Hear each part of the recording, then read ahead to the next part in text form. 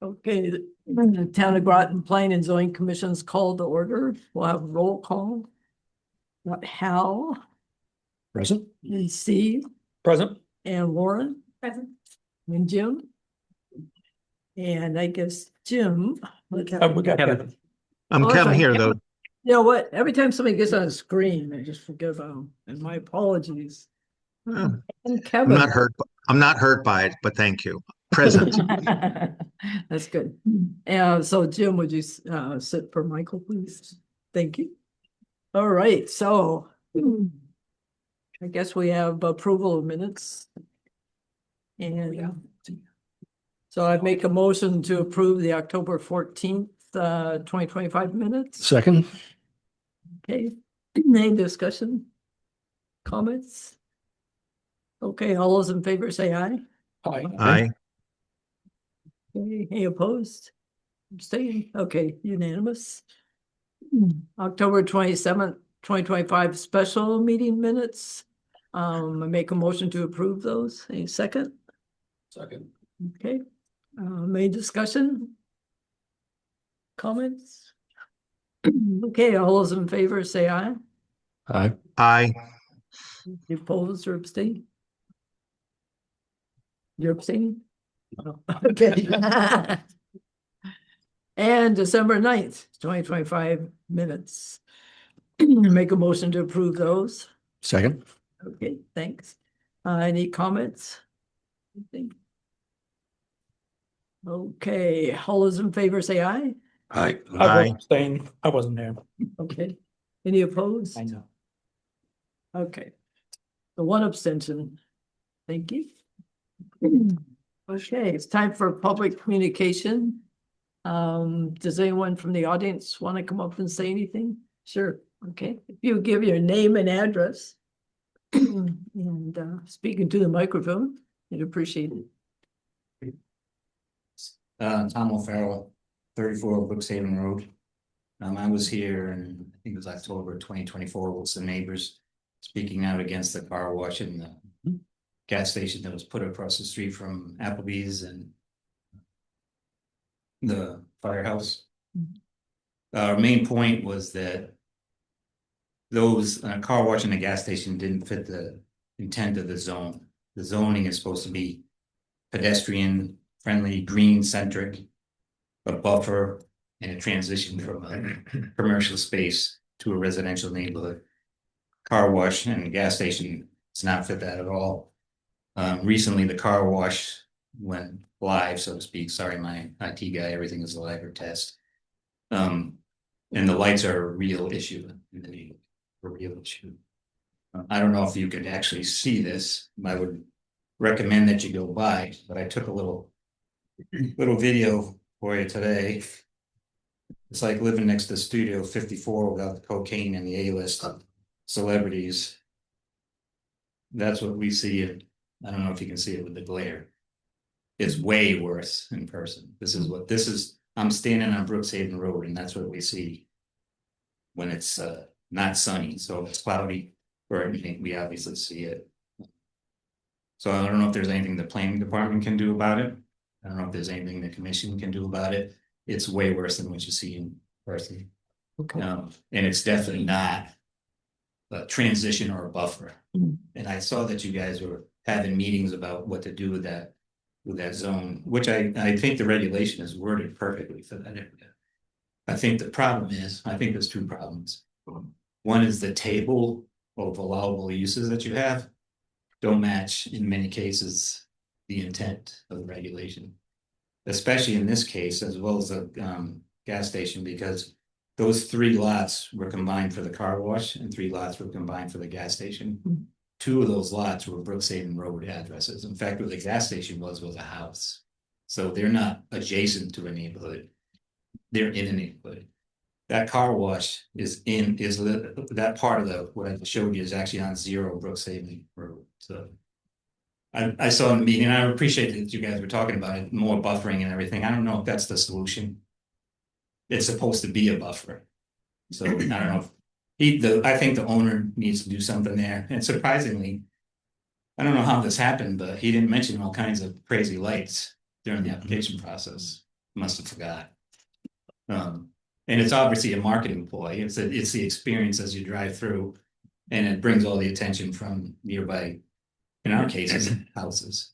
So I don't know if this late in the game, if anything can be done about it. We did talk to the town. I talked to the town manager, and they used to run it 24 hours a day. So I appreciate that they closed it at 8. But literally, unless it's sunny out, we see that from 7 in the morning to 8 o'clock at night. The other thing I wanted to mention, because I really do think the main point, if you're going to look at this further, is the allowed uses that fit the zone. Because in a sense, the zoning regulation doesn't have any teeth. You could say this zone needs to be green with waterfalls and butterflies, and the table says you can put a strip club there, and that's what gets put in there, or the lawyer will sue you. So the other thing that I think you need is maybe more power as a commission or the planning department to regulate light noise pollution, because we don't have it. He didn't mention it. The business owner did not mention that he was going to do that type of lighting. It's not just like having street lights or lamps in the parking lot. It's a freaking light show. I mean, that doesn't do it justice what I showed you. So I don't know if you can do anything about light pollution after the fact, but it'd be nice if you could. And I realized, especially that area, we're close to businesses. I bought my house knowing Applebee's was there. I didn't buy my house knowing that I was going to look across the street to a gas station and car wash. So, and I'm not trying to give businesses a hard time, but I think there has to be some consideration for the residents there, and something that can be done for the residents. We have investments there too. I've been here 20 years. I love it here. And it would be nice if I didn't have to see that every night. The only other thing I wanted to say about the gas station, the gas station's still being built, and I thought it was unusual, and I thank you for the responses because I wrote you about it. They came to the commission and asked for the certain plan to be approved, and then they changed it. Not like changed the paint color, changed the whole building. It went from a single story with a 2-story peak, kind of similar to a cape if it was going to be a house. And then they came in front of the commission with a totally different building. Now it's a straight up 2-story, much taller, looks like a colonial versus a cape if you equate that to housing. And the residents weren't notified at all. I think the residents should have some say in something like that. Because it's literally right. That's what I see when I look out my window. I see a 2-story gas station. I don't know why a gas station needs to be 2 full stories, but it is what it is at this point. So I just wanted to bring that up and see if there's anything that can be done about it, and just to let you know in case you're talk about it more in the future. And I would really suggest driving by to see what it really looks like. It's impressive in a bad way. So thank you for the time. Okay, thank you very much. Can I thought we spent a lot of time on That's all. lighting. Well, I What? was gonna ask, I thought, Hal, that was Do you your, want to do this now? Or staff? Okay. To report of staff, Report of yeah. staff. okay, Yeah. just so we can cover it later. Yeah, we So have a couple- there's- we will go into this more later in the meeting, because we talked about. We did talk about it before. last time. Yeah. Yeah. Yeah, it was, the lights were a surprise. Yeah. Thank you. All right, that sounds good. Let's see. See anybody else? Okay. See, waving, I guess nothing until the site plan for tonight, is that right? Correct, yep. Okay. All right, if you want to come up and present what you have here and give your name and address, please.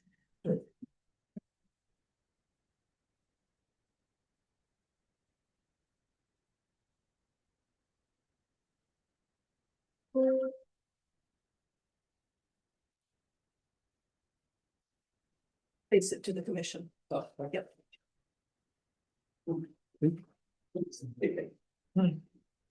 It's on this side, right? This all right. Try to center it off. Hold on a minute. Yeah, he's got his skinny it down.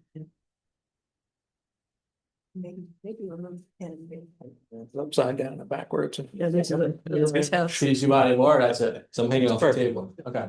Yeah, that looks good from here, so thank you. Okay. Oh, that's Kevin. Hold on one second. Wait, Oh, yeah, wait. we're gonna have to. You gotta pin take it. that stuff off the bottom. I can't see you. Jeez, I can't see it. Can you see it? I can't see it. Okay. Tim, sorry, nothing against you. I'm like, I just can't see anything now. Oh, no. Like, Step away from the mouse. no, you didn't. It was like, Nope. we removed the pin so that, but when we did that, then Kevin popped up. So this is the best we're gonna be able to do, unfortunately. There we go.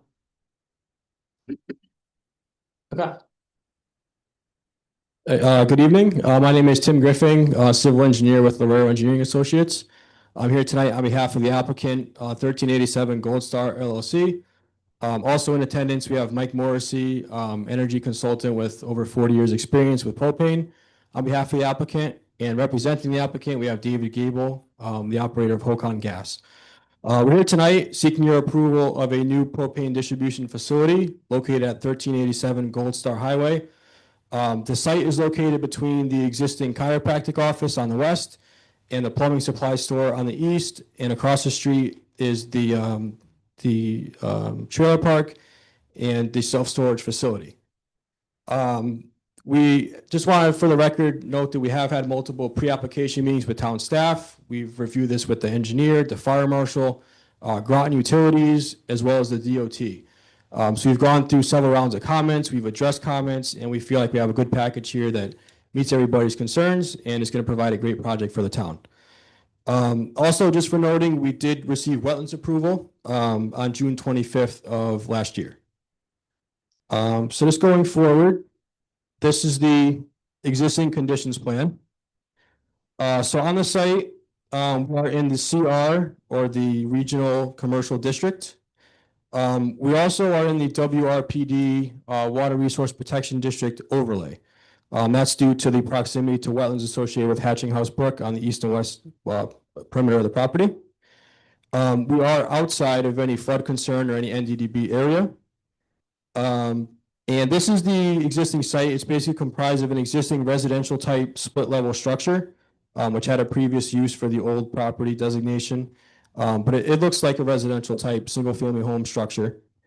We have some paved driveways, and then we have some pretty expansive areas of broken up asphalt, gravel, just kind of a mixture of past development there, some miscellaneous concrete pads. And then we do have along the site perimeter, the east, west, and south, we have existing vegetation, some of which is more like a woodsy type. Others, which is invasive vegetation, is actually grown back in and covered up areas of past development or past disturbance. Also to note, we do have an existing 24-inch corrugated metal culvert that connects the two wetland areas on the property. We are along a state road, so the frontage of the property is within the DOT right of way, which that's why we're coordinating with DOT for our encroachment permit. And just to note as well, the property itself, the total subject parcel is 2.8 acres. That is technically right now comprised of two separate parcels. So that's going to be the main parcel and a release area, which DOT is actually has allowed to be purchased. So as part of this application, prior to the final plan filings, we would have to join these two lots and merge them into one. But for all intents and purposes, we're showing that full 2.8 acre parcel. That's basically what we're calling our site. So moving on to the proposed layout plan. So as I mentioned, this is for a propane distribution facility. When I say that, I'm referring to a situation where it's going to be a business. That business will have delivery trucks that get filled up at this location. The trucks go out, deliver the propane to the clients, and they return back at the end of the day. So it's not a public type distribution. It's going to be for operation of the business. So secured access, things of that nature. And just to note here, this falls under the approved use and approved use within the CR district under the definition per table 4.1 of a fuel dealer with storage. And also all propane tanks will be above ground, which was some recommendations and preferences that were listed in the regulations. And it's going through, as the zoning table indicates, we meet the requirements for parking, for accessible parking, for EV charging, for future EV ready stalls, as well as we have additional stalls that are designated for parking of the delivery trucks. This is the general vicinity of the existing driveway. which we're going to be maintaining, just having some slight improvements to it. But then from there, we're going to have a one-way circulation where when you're entering, let's say you're going to go visit the office or you're visiting the site, you would turn left into this designated area here. Otherwise, truck traffic and authorized vehicles will come around the back of the property. We do have some signage to indicate that only authorized vehicles are allowed past this point. And then in order to accommodate a one-way circulation, which is critical for the operation and to facilitate tractor trailer trucks, which would be delivering the propane to the larger tanks, we actually are proposing a second egress driveway, which is going to be to the east of the existing driveway. And we have received DOT's consensus on this. They're on board with it, and we're just going through the encroachment permit process now, but that is something that we're working with them on. But basically, we have a nice traffic flow.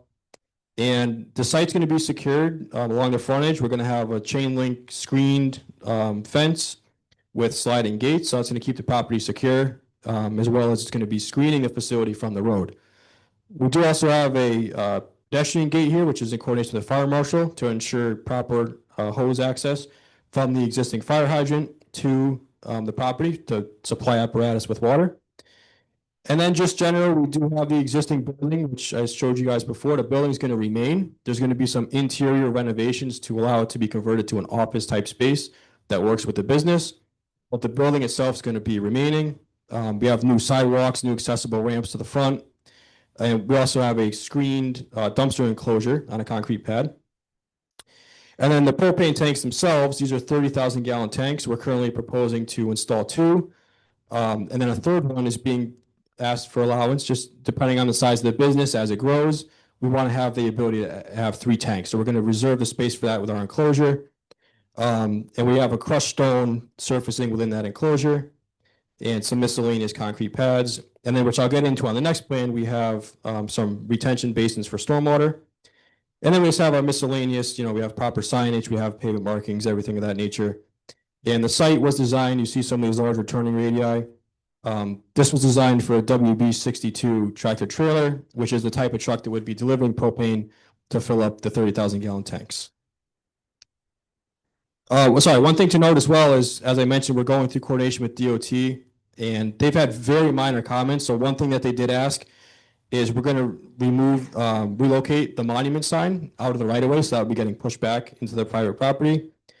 And they requested that here, where we have the double stop and do not enter signs, they want the do not enter signs to be on the opposite side of the sidewalk. So very minor changes, but that's just a deviation from what we're currently showing. And this is the grading and drainage plan. So we are meeting compliance with the WPRD regulations for 6.4, and we're meeting the requirements of the LID section 7.3 of the regulations. As you can see now, the way it's been laid out, all impervious surfaces, any surface that's subject to vehicular traffic, it's contained with curbing, and it's draining to a central stormwater system, an underground system, catch basins, new pipes, things of that nature. And any permeable area that's going to allow for infiltration is limited to only a pedestrian accessible space or a natural vegetated space. So that's the main thing with the WPRD. There's no infiltration anywhere from anything that's accessible to vehicles. Also, we do have 2 retention basins on the property. The northern one here was just a small one, just to take some of the overland flow and just reduce what's actually running off into the parking lot. That's sized to handle the full water quality volume. And then the main component of the stormwater compliance is going to be this larger retention pond down here. Again, that's also sized for the contributing 1.3 inch, the water quality event. And we're implementing a treatment train approach with that. So the initial stage is going to be your initial treatment is the catch basins themselves. We're doing 4-foot deep sumps on all of those with hoods as well. Then as you head down to the next step, we actually have a stormwater treatment unit, a contact cascade system. That's going to remove all of your majority of your TSS, your oils, your floatables, things of that nature. Then when we get into the pond itself, we're actually doing a augmented basin with specialty soil mixes. And we're going to have additional plantings in there for uptake of nutrients and pollutants. And then ultimately we have a stabilized level spreader outlet, which is going to go into the existing wetland area. Also mentioned on the plans, there's no use of calcium chloride, which is in accordance with the WPRD. And we do also have stormwater maintenance notes, which will be adhered to. This is for overall, long-term function of the system as intended. And the main takeaway here as well that we do have to talk about, if I can get to the. So we are requesting a waiver for the location of the stormwater basin outlet. So the regulations are typically you have to be 100 feet from the wetland with your outlet, unless there's some kind of a hardship or there's site constraints that limit that. So this is certainly a case where the site constraints, the constraints of the WPRD non-disturbance areas, the constraints of the zoning setbacks, the upland review area setbacks, which you already went through with wetlands. There's really only one spot where this outlet can be. And the reason that the pond is required is it's because of the WPRD. If we were not in the WPRD, we would use LID, we'd be infiltrating all over the place, we'd be running our pavement into these LID measures along the two perimeters, but that's completely not allowed here. So we really have one spot where, number one, we can fit the basin in a way that's going to allow for the business to operate as it needs to. And with topography wise, there's only one spot we can really daylight an outlet and have it be at existing grade and not create a big waterfall or something to that effect. So that's one thing that we are seeking the approval of per regulations. That is something that is at the discretion allowably based on what we have here. And I do have a couple other figures as we go on to kind of show some of the hardships that we're up against here. From an analysis standpoint, as I mentioned, both basins were sized appropriately. We did analyze from a hydrologic analysis standpoint, each of the two wetland areas separately. The reason for that is why you can combine them and get an overall peak flow. We also wanted to make sure that existing culvert was not going to be surcharged. So that's why we broke it up individually to ensure that culvert is not going to have any additional water going to it that's not there today. And therefore, there's no need to replace or increase the size of that. Also, for all storm events 2 to 100 year, we are reducing peak flow and we're reducing peak volume of runoff for all storm events. And we did coordinate with the manufacturer of a stormwater treatment unit to make sure that's properly sized to get the required water quality treatment. And we also coordinated heavily on the hydraulics of how this is going to function during different levels of submersion of the outlet for different storm events with the manufacturer as well to make sure we're not going to lose any of those pollutants that have been captured. So I'm going to move on to a few visual exhibits. These kind of indicate compliance with different regulations, and they also show some of the development characteristics that we're doing here. The first one is just showing the demonstration of the residential buffer in this area. We have 22.5 feet. The regulations for 15 feet. However, if you're using natural vegetation as your buffer, you have to do a 1.5 factor. So that's why we have 22.5 feet. That's being demonstrated here, and that's native vegetation that's remaining. And then the green portion of the hatching that you see around the property, that's existing vegetation, existing area to remain in its natural state. So we're required to have at least 20% of that area being met. And we're actually providing 34%. So we're exceeding the requirement for the amount of area to remain in its natural state. And as you can see as well, the red, which I'll get into in a couple future exhibits here, but that's the limits of proposed clearing. So you can see, we do have some clearing, but the majority is following the existing tree line for most of the project. Okay. This is to demonstrate compliance with the request for the second waiver, which is the non-disturbance area reduction. So per section 647C1, you are able to request a reduction of the WPRD disturbance area, non-disturbance area from 100 feet to 50. Again, if there's certain constraints and if there's certain conditions being met. And this really demonstrates how much of a constraint we're up against here with this site. So if you have less than 75% of your area basically would become non-developable, you're subject to requesting this waiver. With the two non-disturbance areas, if they were to be 100 feet, only 18% of our lot is actually buildable. So of course, 75% triggers this waiver, we're at 18%. So that's just kind of driving home the real need for these waivers here and why they're justified. And then finally, this figure just demonstrates why, while it may look like there's a bit of disturbance going on, there is some, impact to having to do additional clearing for the basin. This is really intended to show the conditions of what's there today versus what we're looking for and how much the disturbance actually really means. So the magenta line is existing, I'm sorry, the magenta line is our proposed pavement. So this is overlaid onto an area from 2023. As I mentioned, in the last couple of years, vegetation has grown in, so things that were previously paved or gravel or cleared may now look like they're vegetated, but in reality, that's all just invasives. So you can see our paved driveway, this is actually less, it's further away from the wetlands than the existing.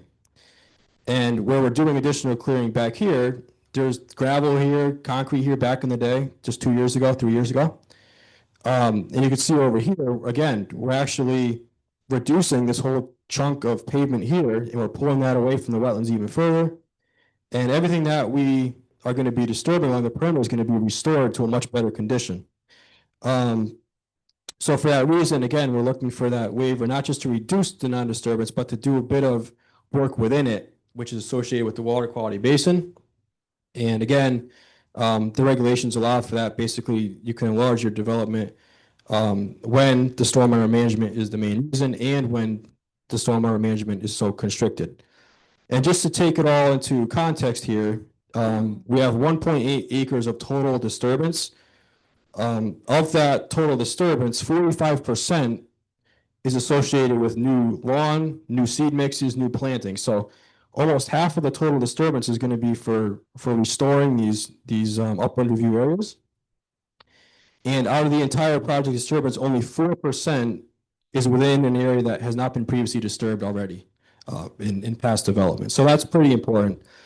And just one thing for the alternatives assessment, there's really no other BMPs that we can install here that would meet the zoning requirements, meet the stormwater requirements, and most importantly, meet the WPRD requirements, aside from what we've done here. So that's really the best we can do. We've analyzed everything, and we feel like we're really balancing the best way possible the operations, limiting impacts, and providing compliant design. So now I'm going to move on to the utility plan. Just briefly, we do have an existing domestic well, which would be abandoned. There is an existing water line off of the public main that's brought into the property, but it's currently stubbed off. So we're going to be connecting to that and providing public water to the building. There's an existing septic system, which is approved and permitted by Ledgely Health District. It's been confirmed to be up to speed and up to code for the new renovation, so that's going to remain in place. We do have an existing fire hydrant, as I mentioned, for water supply for the fire department with an access gate for it. And then we are going to be having new electric and communication services, which will be coordinated with Groton Utilities and with the communications companies. But basically, we're running power to the EV chargers, the site lighting, and the tank controls, and of course, the building. Just a couple of things for safety. We do have redundancy built in, so all of the tanks, all the pumps are going to have their own safety shutoff switches at multiple points throughout the property. And we do have new site lighting proposed. I can show the lighting plan if you'd like to see it, but basically all the lights are shown with the conduit routing. And these are all going to be dark sky compliant, full cutoff LED fixtures. So nothing like what you heard about earlier. We're going to have compliant lighting. And second to last, we have the erosion control plan. This has been designed in accordance with section 7.1. We have all the various controls, the perimeter controls protecting the wetlands. We have our inlet protection on new drainage structures. We have erosion matting in the basins. We have check dams, etc. Stockpile areas, concrete washout. And a couple of things to note through the coordination with the town staff and Groton Utilities. We actually have a couple of things that are above and beyond what we typically have. We've identified designated parking areas for contractors. We've identified spots to refuel equipment, spots to park the equipment every night at the end of the workday. So we do have a really good plan here to control erosion, prevent offsite sediment transport, and this is in compliance with the 2024 ENS guidelines. And lastly, the landscaping plan. So what this is showing here, we have, again, a lot of plantings, a lot of restoration. The basins themselves are going to have a specialty wetland mix of seed. The perimeter areas have different mixes of lawn and different types of slope mixes, things of that nature. In accordance with the regulations, we have some deciduous trees planted along the frontage of the property. And then we have a landscape strip along the front fence to kind of help soften that. It is going to be screened with privacy slats, but we're going to have the landscape buffer or landscape strip as well. And then just one thing to note here, DOT requested that these few plantings be removed from the right of way. So again, those will be pushed in on the next revised plan for approval. And then just throughout the perimeter of the property, especially along the water quality basins, we just have an intermingled arrangement of different native plantings, shrubbery, things of that nature. Yeah, that's pretty much it with that. And then in conclusion, we are doing a site which is an allowable use per the district. We've minimized disturbance to the fullest extent practicable. We're balancing providing a functional site while meeting all the applicable regulations. We met the WPRD conditions. We've been coordinating this with multiple agencies throughout the course, and we'll continue to do so as we move forward with the next steps. And overall, it's going to result in a big improvement to the property. So, today it looks like it's an abandoned property. It's full of gravel, just stuff growing all over the place. We're going to remove the trash. We're going to, make it an occupied, secure site. It's going to be restored. There's going to be lots of new plantings. And it's going to have also an actual stormwater management system, which does not exist today. Today, everything just runs right into wherever it may go today. So a lot of benefits to the project, and we really think it's going to be something that's going to benefit the town. So with that, I open up if there's any questions. We'll go from there. Thank you very much. I think at this point, I'd like to have a staff. Sure. They've done a little bit of work on this. All right, thank you. That was a really thorough presentation, and I just want to highlight a couple things that a couple important points on there as part of this. So again, the site's located within the CR district. It is within the Water Resource Protection District, and what is being proposed is basically a fuel dealer with storage, which is a permitted use, within the CR. And as was mentioned too, I just want to highlight it one more time because it's part of the motion that as part of the approval, there's actually two lots. There's the main lot to the south, and then there's the excess property from Connecticut DOT, which the owner actually owns now. Those two lots will be combined. Wetlands on here are significant. Obviously, this has gone through the wetland agency and they gave approval back in June. There are two wetland systems that both flow south on the property around the east and the west side of the property, and they collectively drain and exit the property. Again, what Tim was showing in the southwest corner, where they meet the headwaters of Hatching House Brook. And I just want to reiterate again, there is an underground existing pipe that connects the two wetlands right now from the eastern wetland to the western side. As part of the WRPD, there's a requirement to keep 20% in the natural state as this is proposed right now. That's actually going to be at 34%, and all of the conditions in WRPD haven't been met. As proposed, there are significant water quality improvements compared to the existing conditions, which currently do not meet any of the WRPD requirements. The two modifications, not waivers, because we do modifications for this. So the two modifications, just to reiterate them again, the first one is the termination of the stormwater discharge pipe, which is less than 100 feet away from the wetland, based upon the geometry and the topography of the site, which was shown by Tim here. The second one is, as was shown, was the reduction of the non-disturbance area from wetlands to reduce from 100 feet down to 50 feet. And as was mentioned, using that 100 feet, there would only be just above 18% available to be developed on this property.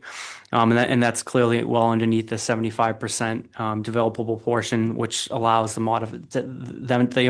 applicant to ask for the modification down to 50. And sediment and erosion controls will adequately protect the wetlands and receiving waters. A couple other things. We did talk a little bit about the one-way circulation for the delivery trucks.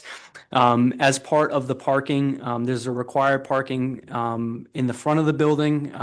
Basically, it's a requirement to have 8 parking spaces based upon the use for at this site. And if you end up counting, there's actually 16 proposed. As part of the regulations for a fuel dealer, they're allowed to have an additional up to 10 parking spaces for the delivery trucks. So on the eastern side of the property, you'll see those angle parking spaces, 2 of which are part of the requirement for basically the overall requirement for parking. So part of the 8, and then the additional 8 there are specifically for the propane tanks. Again, there's 2 EV parking stalls. One of them is for the ADA compliance. The applicant's really been working with the fire marshal too. I'm sure you all might have some questions about fire safety and propane, and we have some experts here that can talk a little bit more about that. But they've been working directly with the fire marshal on making sure that not only do they have access to the property for their trucks, but also access for their hoses. And that was what was mentioned before as part of that pedestrian gate, of which they'll have access to. Let's see, along the frontage of the building, as was demonstrated, there's some street trees there. In addition, there's a 10-foot wide landscaping strip. And you know, kind of to serve a couple purposes. One, to meet the regulations, but also to help soften the fence. There is going to be a fence there, and so those plantings will help to soften the fence, but also as part of the requirement of this area, they also need to screen the propane tanks. So that between the street trees and that 10-foot buffer, 10-foot landscaping strip, that's going to help to basically, you know, buffer any from anyone's views, basically the tanks that are in the back of the building. Mentioned that for the most part, you have commercial properties on either side, or city properties on either side, except for the lower southwestern corner, which is a very small portion of residential. The applicant is asking to use the option for the required buffer, which is using the existing vegetation, which is 1.5, what the requirement is for having a buffer against a residential property, which is normally 15 feet. As was stated, that brings it to 22.5 feet, but they actually have closer to 30 plus feet there as a natural buffer there. But also, ultimately, the commission has the ultimate determination on approving that option. The other big piece, and this came out of the wetlands approval, is that this site has been disturbed. And if you've walked the site, you know that even in the southern part of the site, it's all gravel and invasives and whatnot. And the applicant is actually discussing, or basically has proposed, that area there being restored back, and actually putting a wetland mix planted back in there, removing the gravel and bringing that back. So really only utilizing the piece of the property that they need for the development and restoring the rest. And again, one other thing, I mentioned it very briefly, and I'm sure I know Sue will have some comments on this. And I know Tim had mentioned too that there are some invasive species on there. So one of the pieces, one of the conditions as part of the motion is basically to develop and implement an invasive species plan, so that it's helping to protect the functionality of the 2 new proposed stormwater basins. I think that's about it. My staff summary sheet has a bunch of other information in there, but I'm happy to address any other comments you may have. So thank you. Okay. And let's see. Would anybody like to start first? Or we could go the usual, whatever. Go ahead. And how would you like to see the lighting plan? I'm sure he looked at it. I'm sure I did, but well, I mean, as our expert. Understand, you're just kidding, but. No, I'm not Not- kidding. But in terms of what we have for a lighting plan, I really can't tell because that doesn't address glare. Your comments address the glare. So in terms of the few fixtures that you have, but we didn't get to see the fixtures in what we got to see here. So normally we do. So Would you like to see understanding- them here? So long as it's a technical item. I have a that they full are bunch provided. plan. I didn't hear you say anything about the lighting on the building itself. Because you've got the pole lights and the buildings itself have the exact same restrictions. Just want to make sure. Yes, sir. And that was discussed as part of staff comments too, that, and basically the response back was any new proposed lighting on the buildings will be full cutoff, dark sky compliant. So, Very good. I'm okay with the change of disturbance area and with the where the stormwater discharge is. I see the issue and I'm no problem with that. And I see you are adding, I do have a tiny little technical question. They're adding a little bit of planting on that southwest end there. And a lot of the plants that I see, it's great. You're adding a bunch of plants besides the natural planting. What is a CGD? It's not on the schedule. Just not in the schedule. Did I miss it? No, I don't see it there It's either. kind of an important plant apparently, because you got a bunch of them and I don't know what we'll it is. address that. Yeah, I'll follow up with the landscape architect and we'll definitely get that answer for you. Just would like to see as many What's it labeled as? CGD. Okay. There's a bunch and they're big. I'm wondering if it's a typo and it's the CRD, maybe? The dogwood? That would kind of make sense, right? Like the dogwood shrubs and the, Yep. That would I be- bet that's a typo. Yeah, it's probably CRD and it's accidentally here CGD, Okay. Oh, because that would make sense. I'm just looking for how, I keep But counting. we'll confirm that. how many evergreens there are because this site will get pretty see-through, pretty transparent in the winter for 6 months around here. Right. Sure. And it's kind of the way I felt about the front too, but it's the front. I approve of these particular trees in the front, which can be big and kind of scrubby, but that'll also make it better screen 6 months out of the year at least. So other than that, I guess I'm good. That's all I have. Thank you. Steve? You mentioned entrance and exit of trucks. Listen. Is it gonna be right turn only for exiting? No, so it's gonna be, that's the only means of egress, so it's gonna be right and left exit. The curb radii accommodates a right-hand turn without crossing the yellow line per DOT's requirements. And DOT is requiring sightlines in both directions of 650 feet due to the speed of the roadway and the fact that it's gonna be truck traffic exiting. So DOT is aware and they're on board with a double-way exit there, as long as you provide the required 650 feet sight distance, which we're currently working on a plan right now to prove that to them as part of the encroachment permit review. And then there's gonna be fences on just the entrances or across the whole front? Across the entire frontage within the tree line. So this whole area here will be chain link fence with green privacy slats. So in addition to the landscaping screening, the entire fence is going to be basically a buffer in itself as well, visual barrier as well with the privacy slats in it. So Chain link fence with those green. the slats, yeah, the plastic privacy slats, yeah. Those. Hence the plantings. That was a big part of it too, to put the plantings in front. Nice black wrought iron. Then Well, for what it's worth, the fence will all be vinyl coated green. So the post, the mesh, it's all going to be green. It's not going to be like galvanized with the green inserts. So all the hardware will all be green as well, vinyl coated. And it's just a good balance of security and functionality and cost. That's kind of why that was and selected. then, so this is across the front, but along the sides? So the sides, the only really adjacent views would be completely I buffered meant- by the existing Is it vegetation. gonna be fence? No, not on the sides, no. So the existing It's vegetation, got a fence across the front correct. and you can just walk around the fence. You could, yes, in theory, yes. But so that's basically for general security and for obviously keeping vehicles out. Now, the propane tanks themselves, which would be, the point of concern for secondary security, that has its own chain link fence enclosure as well. So if you were to walk around, the propane tanks are still fenced off as a separate enclosure.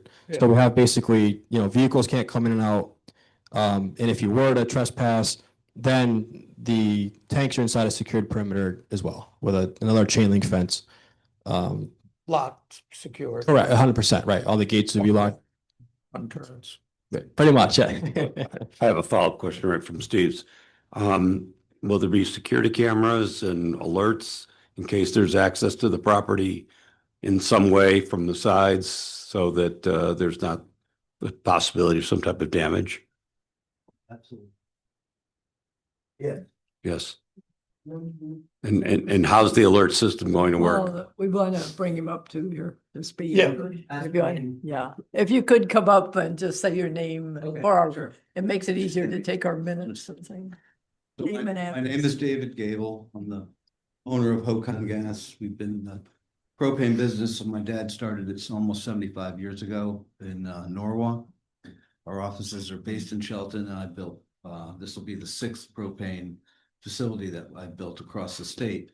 Every one of our facilities I built, designed, built, and gotten approved. All have cameras that are fully operational. I can look on my phone and see all of our facilities real time, and we have access to all those plants for security purposes.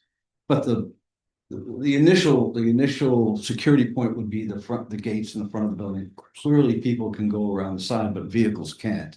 And then people can't go onto where the propane storage tanks are located within that'd be chain link fence with, I don't know, barbed wire, I think is a requirement. Try to make it as mean as possible. Good. Thank you. Thank you. And just one question, hours of operation? Well, generally it would be from say 7 till 5. But we're in the heating business, and there are times when we get called out at 2 o'clock in the morning because somebody's run out of fuel.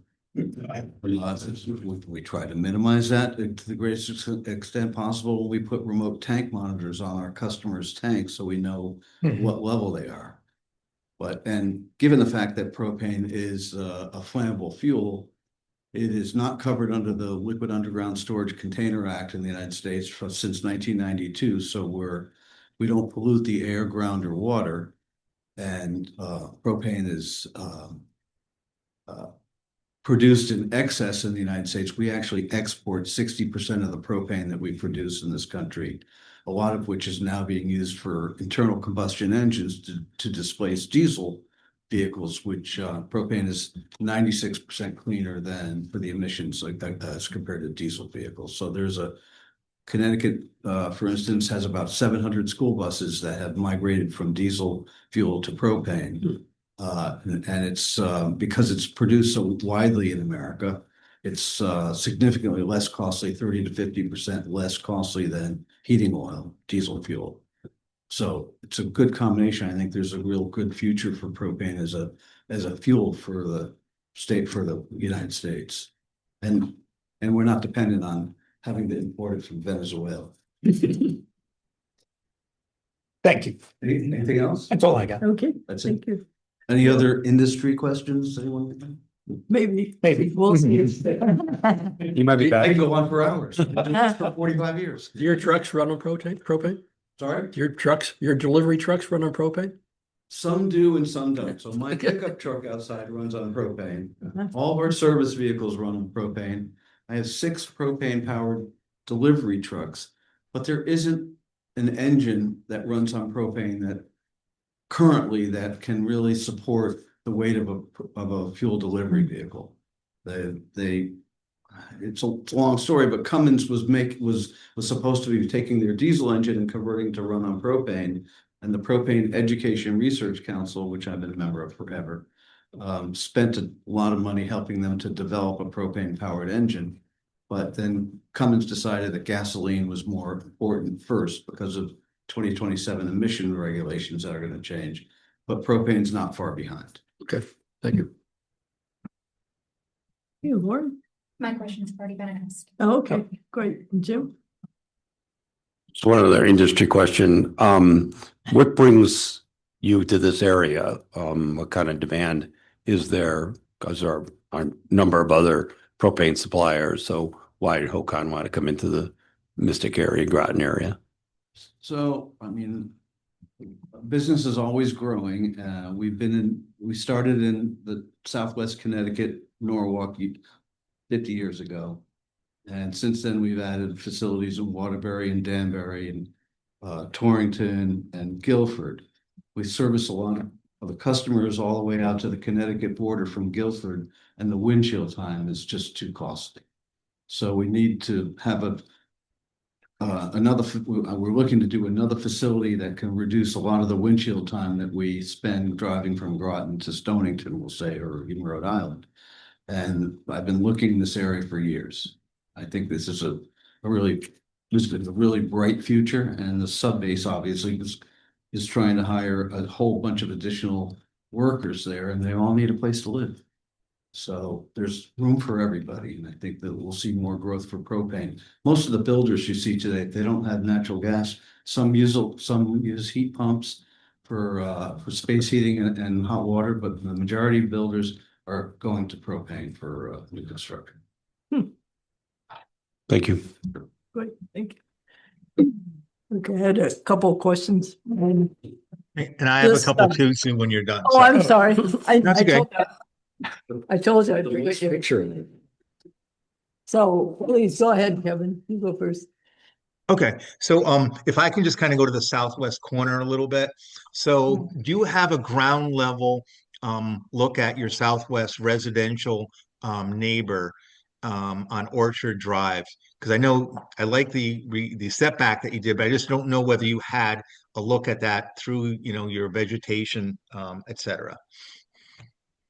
I personally did not go onto the adjoining property and look through. Okay, I did a site visit last summer and I remember dense vegetation, but no, to be honest, I did not go on the neighboring property and look inwards.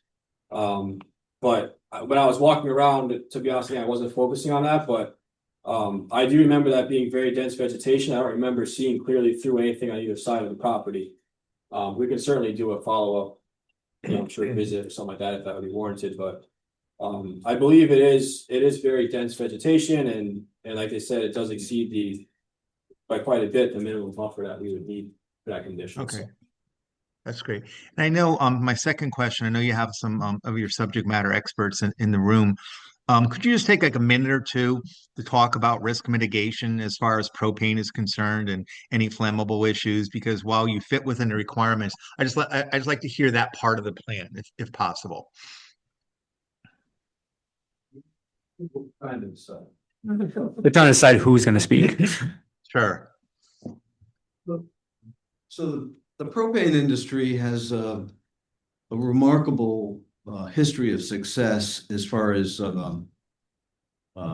fire and explosion. And I have a little chart that shows me, it's a little dated, but the likelihood of there being a fatality with regarding propane is a fraction of what it is for, we'll say, air travel or vehicular travel, or I mean, there are a bunch of other things, but propane is like 1 death and 37 million occurrences. So the propane tanks are really, really robust. They're inside of same with the propane storage tanks here, but when they're used for vehicles, in the southeast, there are a number of police departments that run propane as power for their vehicles. And there's a video out there where you see these characters from Georgia that are shooting 357 armor-piercing bullets into a propane tank, and they're unable to penetrate them until they use some howitzer or something really powerful. So propane tanks are really robust.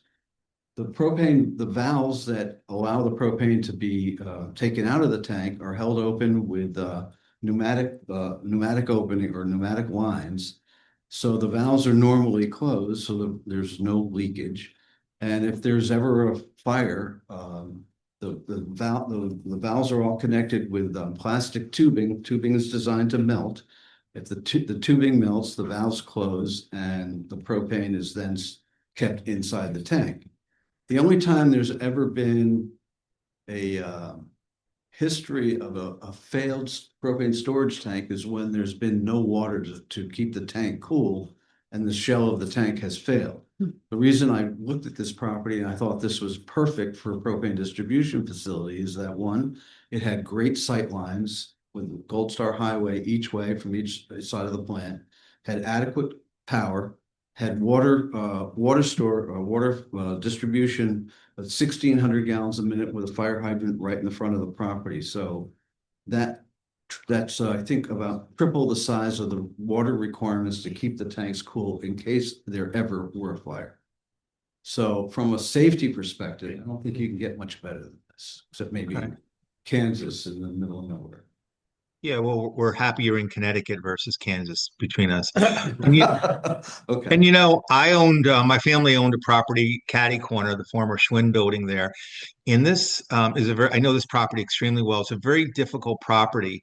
And I have to say, and we'll say it within our voting side of it, it's a great use because it really allows within the CR allowable zone, um, a very good business that hopefully will flourish in Groton. So to staff, you did a good job so far. So I just want to say that, and I'll turn it to Sue. Thank you. Well, I appreciate that too. Thank you. Yeah. I do, Did you I have do one have one more, Yep. follow-up, safety Yeah. related. As tanks heat up, pressure goes up, do these relieve Sure, absolutely. in hot weather? Each tank is equipped with 4 relief valves that are designed, whether it's a barbecue tank, 20-pound barbecue tank for your gas grill, or a 1,000-gallon tank to heat your house or business. Every tank is equipped with a safety relief valve to relieve the pressure of the propane in the tank if it reaches above its capacity to be able to hold the propane inside the tank. But under normal conditions, that's never supposed to blow. No. So occasionally it will happen when we make a delivery to a customer in April and it's 30 degrees in the morning and some weird thing happens and it gets to be 75 degrees in the afternoon. So propane expands and contracts with temperature.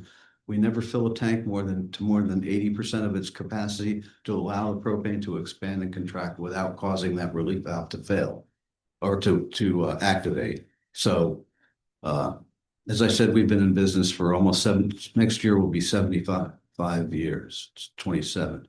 And we've never had a tank failure.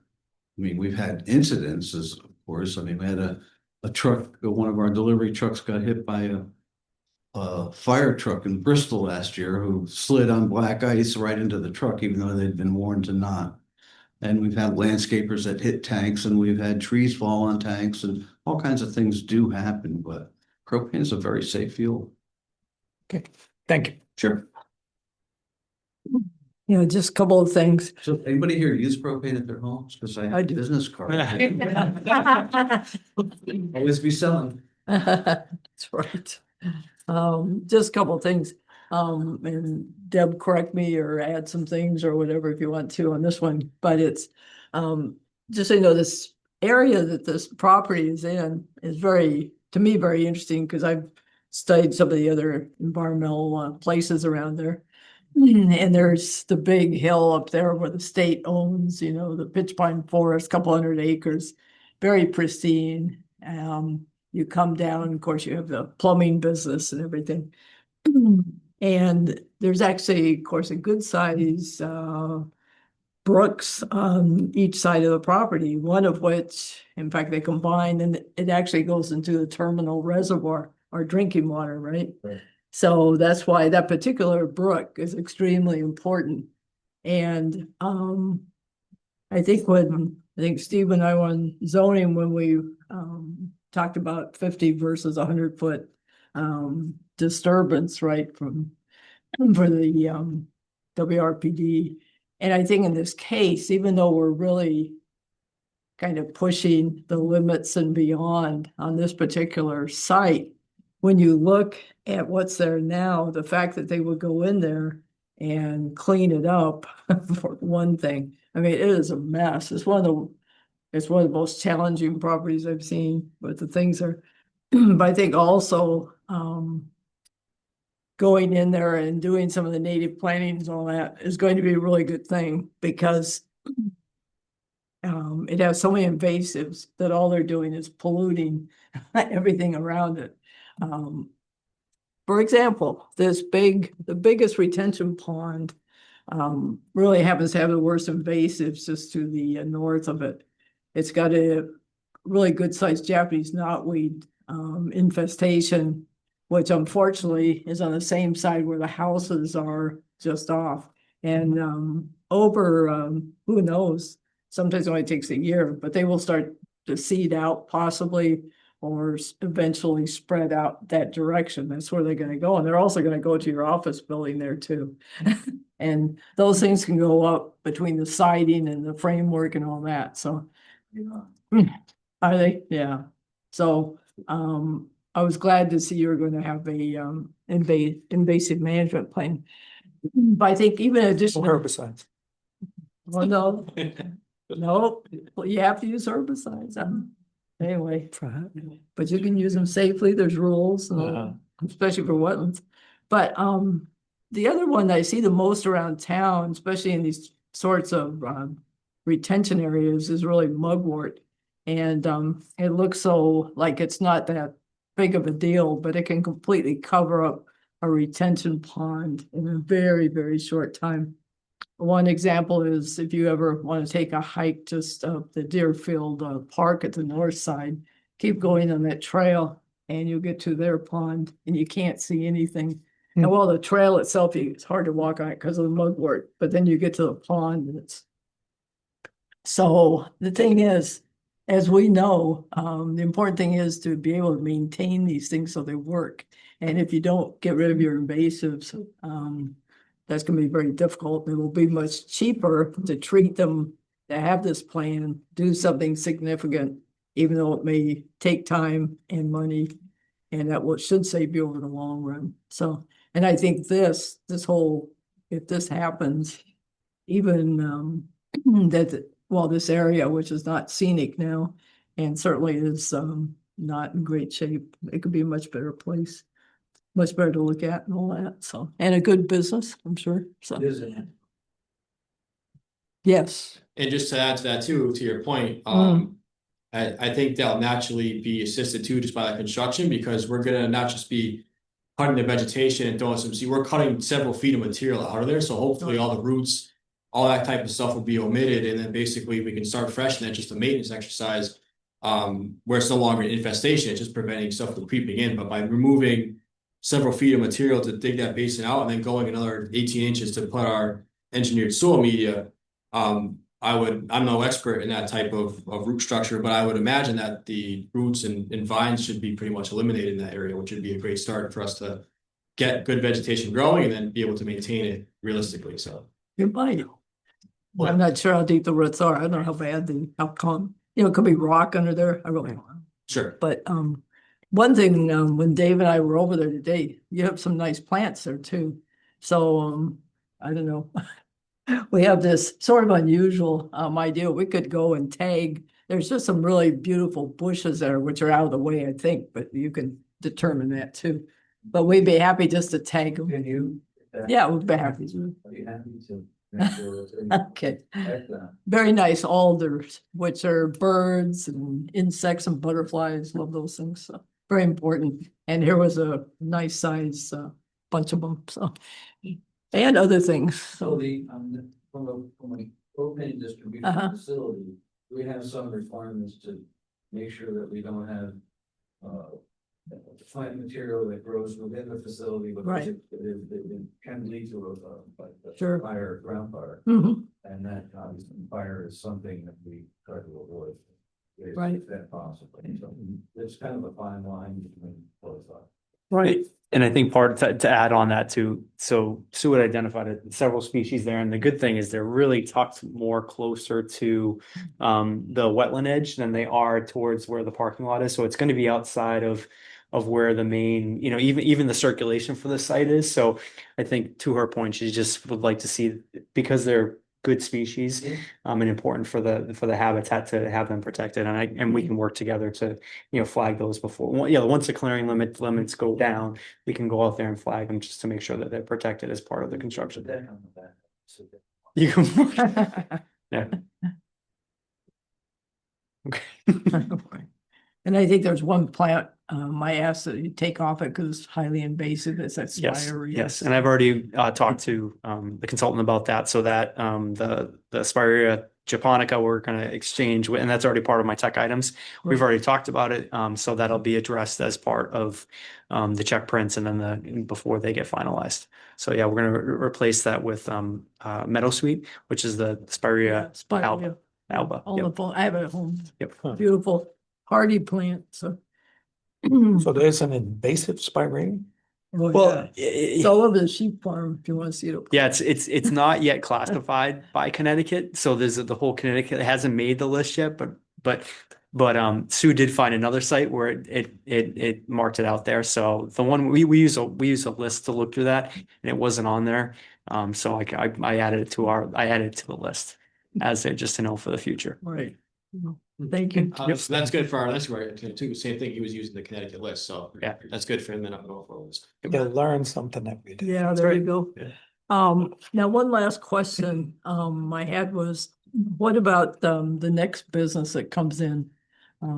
If there is a next business, a new owner, a new business, and the business is not as, safe or environmentally friendly.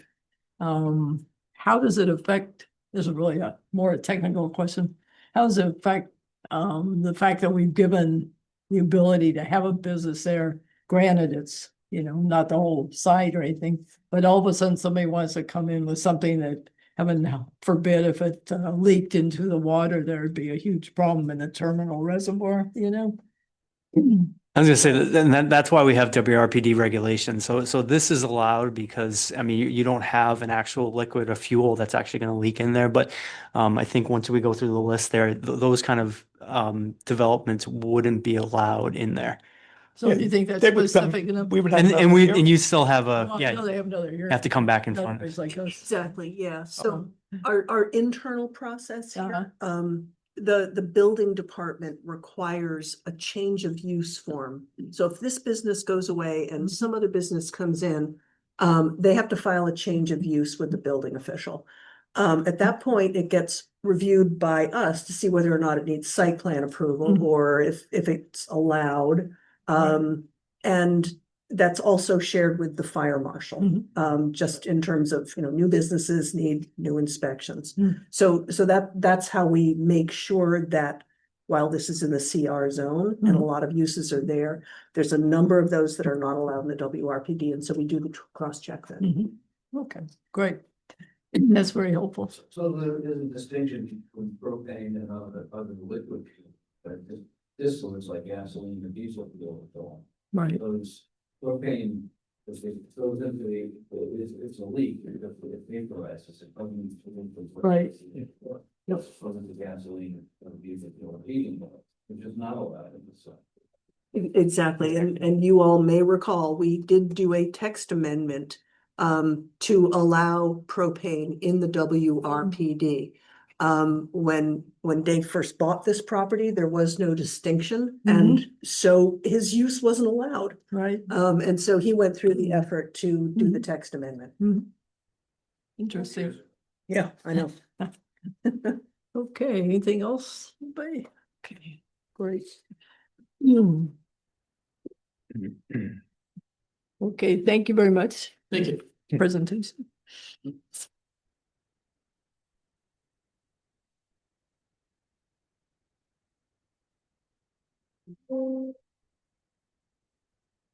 Okay, so I have a draft motion. Does anyone need a copy? I know it got sent around, but I have a paper copy in case anyone wants to look at it up close. Would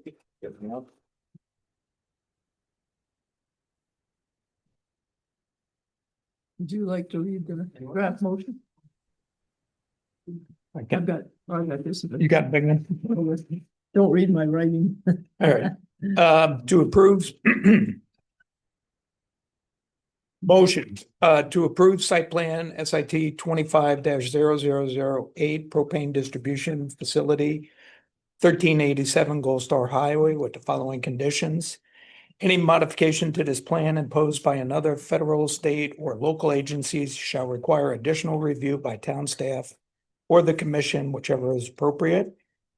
2, the lot shall be combined and a revised deed recorded prior to following the site plan land records.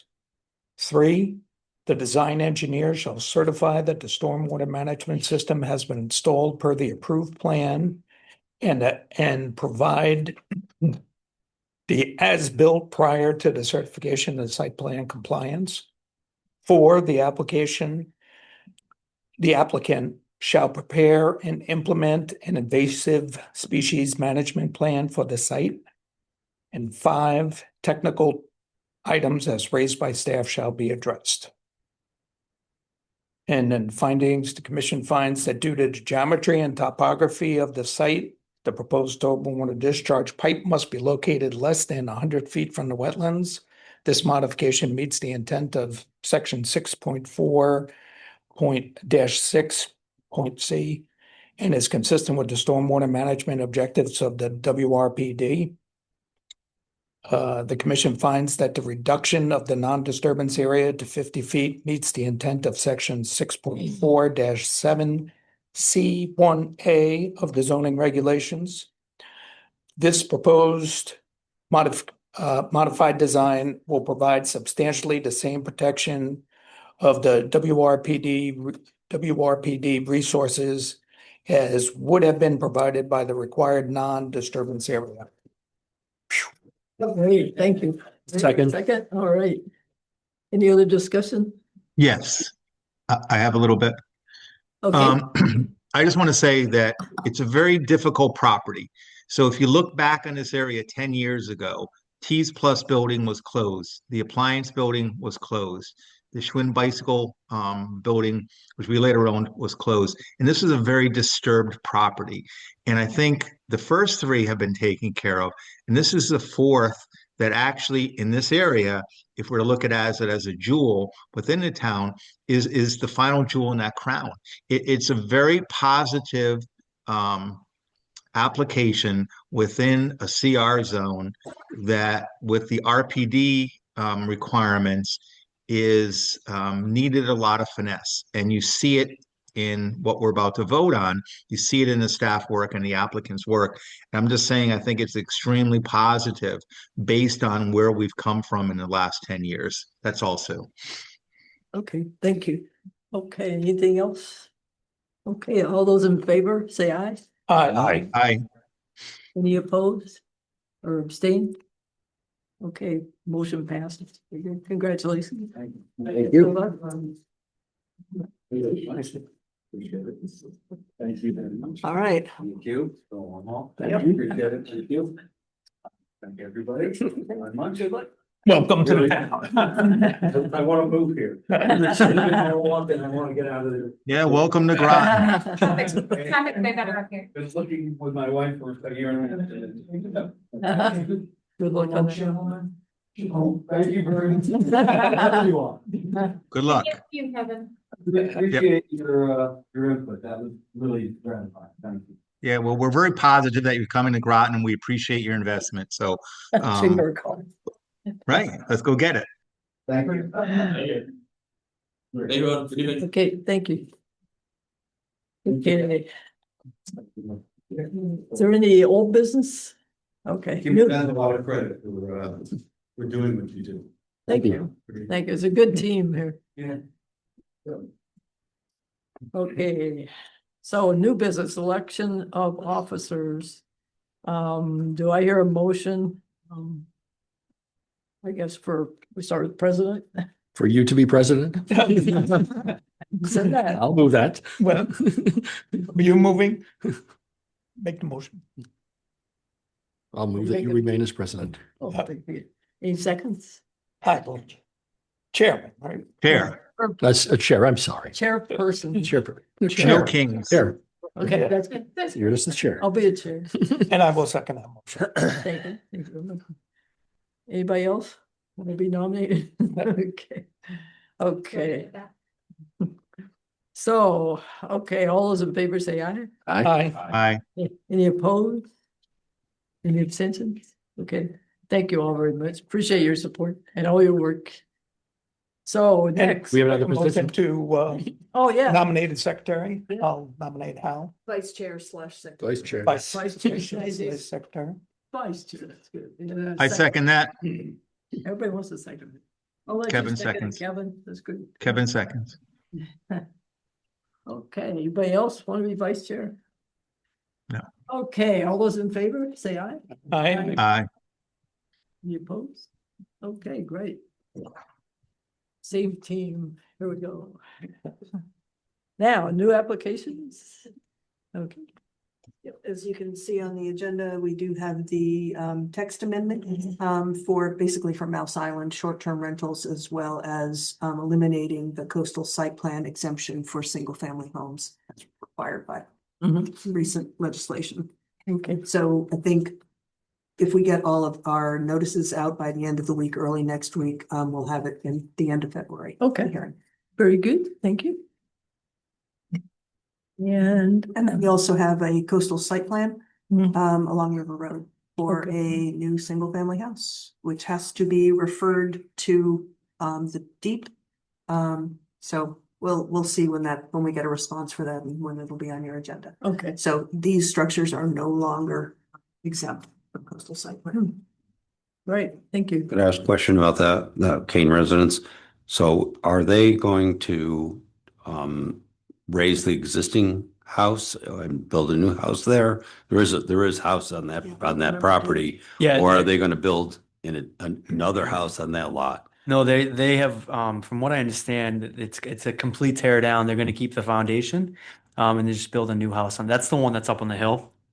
Not the one that's. No, it's the one that's way up in the hill. Okay. It's So it's like yes, there's two. the red one up on the hill. On the Yeah, left. So when okay, you- because there's two properties. There's a gray one's kind of that's lower. Yes. lower that, No, you know, this is it's the hard one to up. This is the one way up on the understand hill. why you do something with that. It looks like it's in pretty good shape. Yeah. So this is the one way up on up the hill. Yeah. And is there a shared driveway there? Is that how they, or how's the, what's the access point gonna I be? don't know. Don't. I don't remember Okay. either. Yeah, because there's a driveway that goes to the gray house, but I'm not sure how you get to the other house.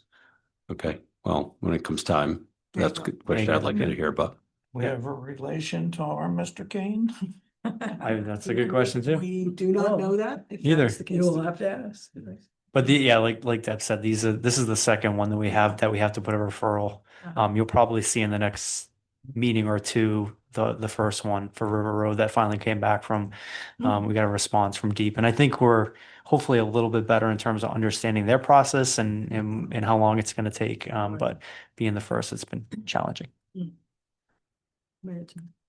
Sue, Yes. can I ask about the legislation change? Do you either here under staff report, just a little bit more color on how it's affecting the short-term rentals? I guess I hadn't heard anything about it. Oh, No, this is just with regards to coastal site plans Okay, for single-family homes. I guess that I thought you said with Mouse Island though. Oh, No, with that with that one, regulation, yeah. sure. So right, so this is something that you have all reviewed. The residents of Mouse Island proposed to allow short-term rentals on their 3 properties on Mouse Island, and that is what this text amendment is to do, to allow those. So by legislation, I thought you meant like state legislation. Oh, no. No, oh, No, that's no, my this confusion. is I'm sorry. Our Yeah, regulations, yeah. gotcha. Okay.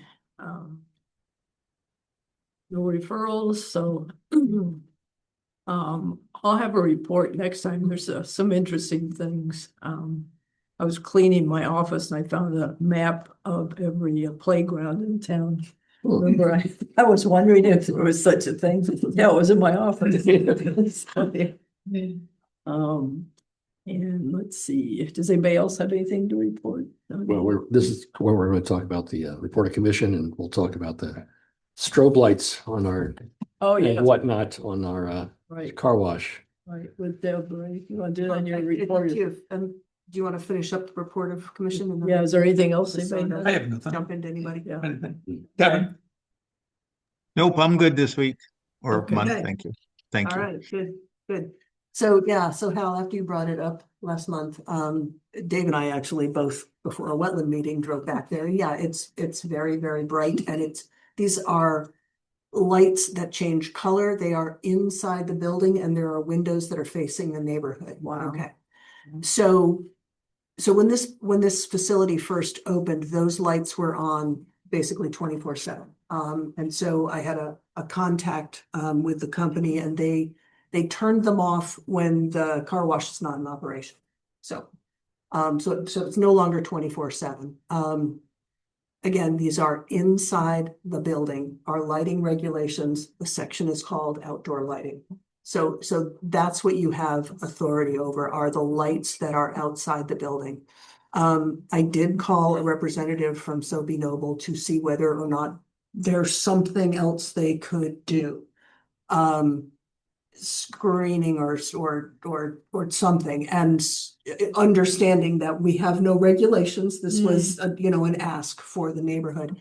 They are looking into adjusting the lights so that they are only on when there is someone using the car wash. It is a marketing thing. Kids love it, and so that is why they do it. I don't know whether or not zoning can reach inside a building to regulate things such as lights within the building. I can explore that. If that is something allowable by law, we can talk about that, but it will not impact this car wash unless they come in with an expansion or some other something to expand or whatever that you need to approve. So the lights stay on when the facility is closed? Open. No. No, no longer. It did used to. initially. It did does initially. not do that anymore. Okay, so it the lights closes are at 8 only o'clock. on, exactly. They're only on when the business is open. Right. So this is better than it was, and it's still insanely obnoxious. So is this the Noble Car Wash? Is that what it is? It's so So minimal, yeah. So It's happened now because of the time change, Right. come Yeah. summertime, it's going to Sure. happen and they won't necessarily be seeing it because it'll be daylight out until 8 o'clock. We can't do Well- more plantings or anything. Well, Does the town own a They strip? did excessive, they did well beyond Did they? at your request, Yeah. to screen it from the neighborhood. I certainly did not get the sense that they were interested in putting any more plantings back there. I heard, I don't think they would do it. I heard, yeah, exactly. And it may be when they were planted last year.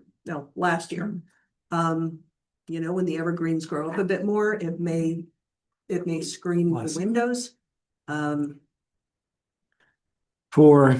We routinely get the lighting plans that I'm not that interested in because they show the light scatter.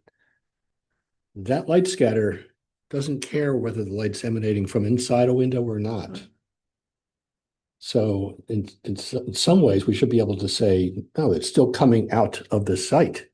I need to explore that. I can't tell you, Yeah. yes, you're right. I Yeah. don't know that whether zoning can actually reach inside a building to do Okay. that. And if. Because otherwise you could it's take not- an enormous Klieg light Right. and put it on the inside of your window and shine it out. Yep. And Yep. we don't want that. Right. The package store that's right down. There you go. Oh. I mean, that's got that same Inside. kind of thing. Exactly. behind I have a every different cure window. for that. Exactly. I'm surprised they haven't gotten, Exactly. the Oh, neighbors across the street haven't. It's not pertinent to this particular thing because that's just an obnoxious thing. Yeah, But we have something about what we call a sign. How big is a sign? The sign is, okay, it's the lit area of the sign. Well, if you light the entire window and have signs on it, maybe all it takes us we need to redefine that and say, then that's the size of your sign and it's too big. Mhm. And that sideways can get us back into stop outlining the whole window so you can light up your booze sign.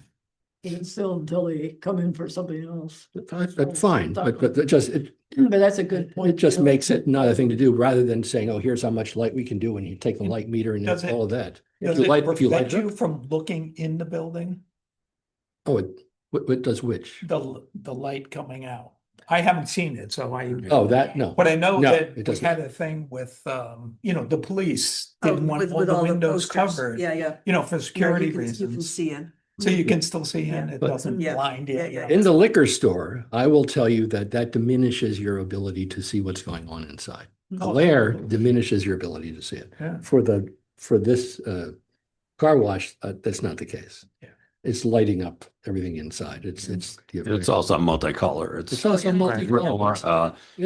Green and red, and it, I was just drove by there just coming down here today. Yep. So I was coming from a different direction, and it's pretty And bright. part of it is a location-based thing. So the front 3 or 4 windows Yeah. are no problem. They'll be in front of the convenience store. I don't think there'll be much of a problem for the neighborhood, but it goes all the way to the very back. Right. Where, Yeah, there are more lights on the back of the building facing the neighborhood than there are Yeah. on the parking lot side. Yeah, right, and so how does that help with, with like, marketing. it's like with the marketing? It has nothing to do with marketing. At that point, it's just the way the building comes. And they didn't really evaluate that part. They have a stock building. Remember, these things are like vending machines. You just buy them and put them in, so they don't customize anything. There's no like screening they could put in their windows. Well, they could. Well, they could. And that's what we would, if we can come up with a finding Can saying regulate lights inside the building. that emanate Yeah. out, Right. then we could say, fine, light all you want inside the building, but you need to cover out the outside of X number of windows. Yeah. Can we make a small text amendment to our regs and say that the lighting plan shall include interior lighting? Again, I don't know if zoning can reach inside the building. I need to research that. We will hear. And, about it, and to right? that end, Okay. if we can't, is this something that we should be referring out to the town council to look at? Because we do get a lot of complaints about lighting and noise, right? And those are ordinances that Yeah. potentially they could legislate. Yep. If we can't. And they had the other, or the gentleman here had that other comment about the building was completely different size. Oh, right. No, that was, And it came before you. That's exactly Oh, it right. did? Yeah, it was a I just wanted to make significant. sure. I already chided you for. Absolutely. It was a significant change, and that is a note on every site plan. I don't think I would have caught the back, even if I was here, I don't think I would have Yep. caught the back of the building, but that was the second Yep. part. Otherwise, you probably wouldn't have noticed the back of the building, but. Yep. You know, it's the whole thing. Yeah, but yeah, you guys do not function as an architectural review board. Yes. Well, that's kind of what happened. Apparently, it's what happened. Everyone's saying, oh, Yeah. it looks fine, Yeah. instead of the shape Yeah. and form of it. And that was the issue. That's why I always wish we would get scale models. Every. Yeah, I agree. No, just like when you're a kid. you Full have the- 3D rendering. it's a- Right. Yeah. Like Triton Square, we had a scale. model. Well, that was been one that, before I've asked, and sometimes we've seen it now, having a site, Yep. a section cut through the entire site. So you can see what are the sight lines then, and that's when it becomes obvious. Yeah. Okay. And then I just want to remind you guys, Thursday night, the Yep. last open house, we're going to be focusing on the future land use map. Very short presentation, and then just maps everywhere for people to write their comments on. There'll also be a virtual open house that goes up right after that meeting. So Is you that can a come. similar format to what we had last time where people walk around? It's going to focus more on walking around, actually not even walking around. Every single table is going to have the same thing. It's going to have the same map. It's going to have a description of what the land uses are and allow people to say, nope, don't want that here, or yes, expand it over here, that kind of thing. Did we talk about having commission members at each Yeah, table? if you can. Yeah. Yep. Exactly. Kind of staff the 6 table? stations, I think is what we're going Yeah, to do. I think so, yeah. Yep. Right. That's perfect. Yep. I have a partial conflict, so I'll only be there for a short while. No Yeah, food. I- Yeah, that'd be food. Anything's better than nothing. I have a conflict as well, so I apologize unless David comes up to Stowe and grabs me. I wouldn't come home. So- That's the point. True. Okay, let's see. Anything else? Application, ASP we need to talk about? Okay, then motion to adjourn. So moved. Second. All right, everybody's in favor. Yes. Thanks again. Thank you. Kevin. Take care. Thanks, Kevin. Have fun. Thanks for the access. Yep. See you soon.